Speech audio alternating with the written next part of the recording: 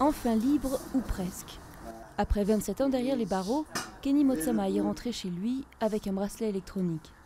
Condamné à la prison à vie pour le meurtre d'un policier blanc en 1989, il considère son crime comme politique.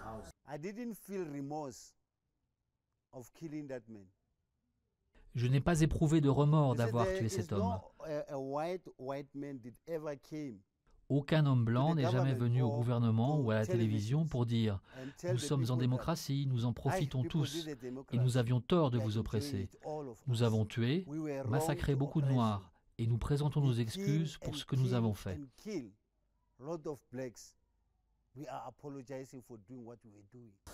Kenny veut désormais se consacrer à son entreprise, mais aussi se battre pour l'amnistie de ses camarades de lutte.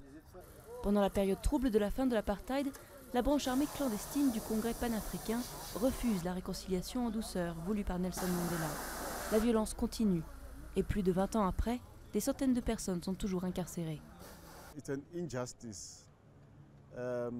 C'est une injustice. Les juges devraient reprendre ces affaires depuis le début avec un œil neuf et les considérer comme des prisonniers politiques, parce que leurs actes étaient fondés sur la conviction qu'ils changeaient la société.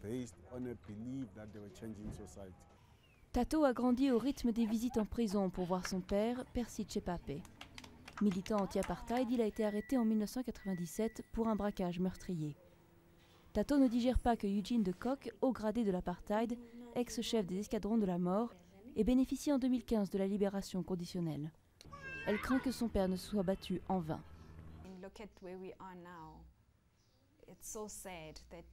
Regardez où nous en sommes. C'est tellement triste tous ces gens encore en prison comme mon père. Ils se sont sacrifiés pour rien, à moins que le changement soit encore à venir. Je ne sais pas. Mais au vu de la situation aujourd'hui, ça ne valait pas le coup. Le gouvernement a lancé en 2007 un programme de grâce des crimes politiques. Mais sur 2000 demandes, seuls 39 détenus ont été relâchés pour l'instant.